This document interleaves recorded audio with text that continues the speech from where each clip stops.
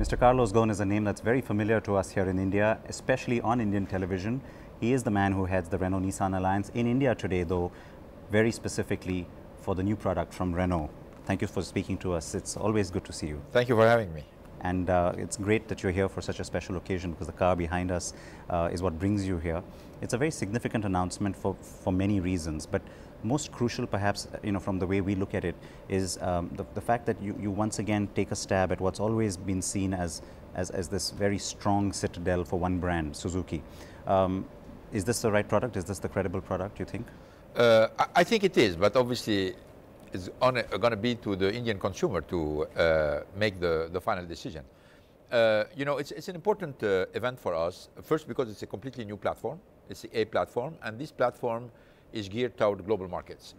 Now, this is the first car coming out of a new platform, and this is a car for the Indian market, but with ambitions for other markets also. I think this is a proving ground in a certain way.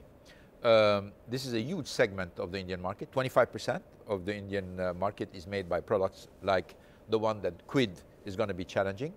And for the moment, we have absolutely no offer.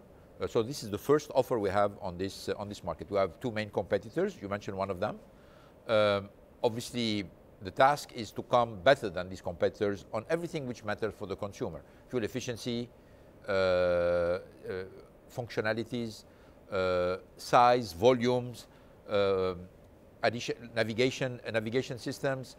All of these things are going to be mattering, and we think we have a strong product. Game changers in their own sense. But I remember the last couple of times we've met, we've spoken specifically about CMFA and the whole modular plan. When you look at it from the perspective of the market, of course it allows you flexibility in terms of products and body styles.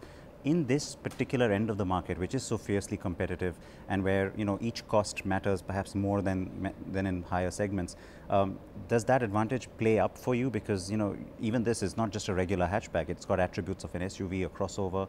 Does it allow you to play around a little bit more? Without any doubt. I think the objective that we have is to bring an attractive product, still competitive on pricing. We didn't want to do another Me Too car. We just wanted to come with an attractive design, a lot of functionalities that don't exist with competitors, and still maintain the price very attractive. We're talking about 3 lakhs as entry price for this product, which is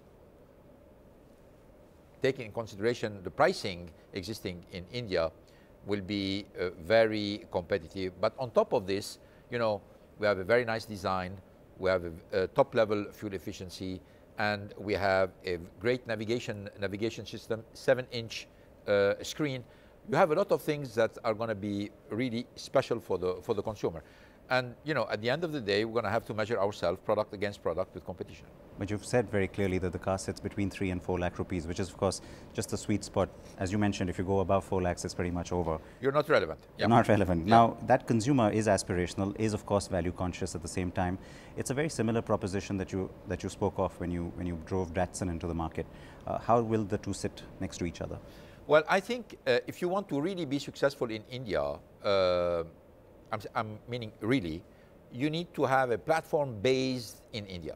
You need to start from the beginning, from the gene of the product, and develop the product with the Indian market in mind. Obviously, this is based on a lot of skills, not only Indian skills, but also French skills coming from Renault, Japanese skills coming from Nissan. We gather the best experience we have worldwide. We fuse it with the creativity of our Indian engineers in terms of frugality, and we came with this product. And we think it's going to be a strong product. Again, that's what we think. What matters is what the Indian consumer will think. Datsun's had a slow start, and there's been all this talk about safety issues related to the brand. How much of that would you be very conscious of when you go forward? Because today, yes, we don't have the strict regulations on safety, but the government says that they're coming, so you have to be future ready anyway. Well, we said from the beginning that this car should be extremely competitive on safety within this segment.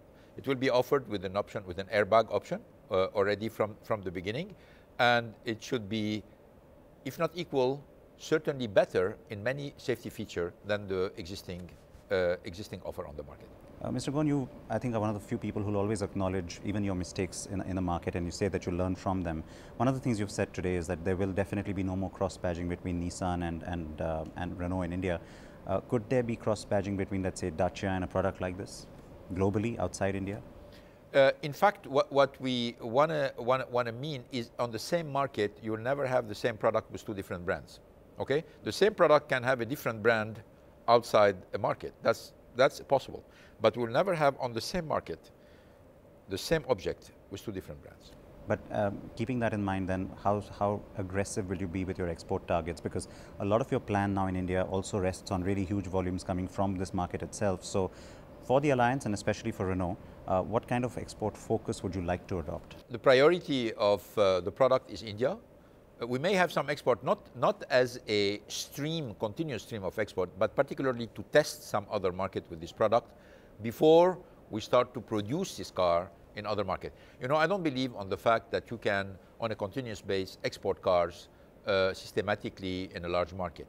If you're being successful, you need to really build the plant and localize your product in this market. So Indian capacity in Chennai will be particularly focused on the Indian market and the surrounding countries. But they're not going to be a systematic and significant export from India to other markets for a very simple reason is we think if this car is successful in other markets, we're going to have to localize it.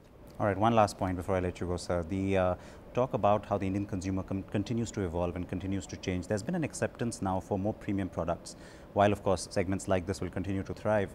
Do you see space then to once again test the market with flagship products? I know you've had an experience with the Fluence and the Koleos, but you know the new products, they're really catching on globally. There's a lot of talk around the Kadjar. Is there space for that? No, I think there is space for that, particularly in India. Everybody is expecting India to have a significant growth for the next 4 to 5 years. We're talking about 6 or 7% growth, which means that 5 years down the road, India is going to be a different market from today. We keep pushing that expectation. The last few years, we've been waiting for something to happen. But I think today you can sense the hope existing in the Indian society, and we can feel it with our colleagues, entrepreneurs and business people. So I think it's real. So if you have a 4 or 5 years of 6, 7% of growth, in 5 years, India is going to be a different place. And I think it's going to be an opportunity for more premium product. This being said, at the same time that premium products are going to develop, you're going to open space also for more people who today don't have a car to buy a car, which means this segment will continue to be strong. We've had a great association, so I always look forward to seeing you. But I have to ask you, what's going to bring you back to India? Oh, many events, hopefully. Many new cars, many new events, and hopefully, you know, new investments. That's promising enough. Thank you so much. Thank you. Appreciate your time.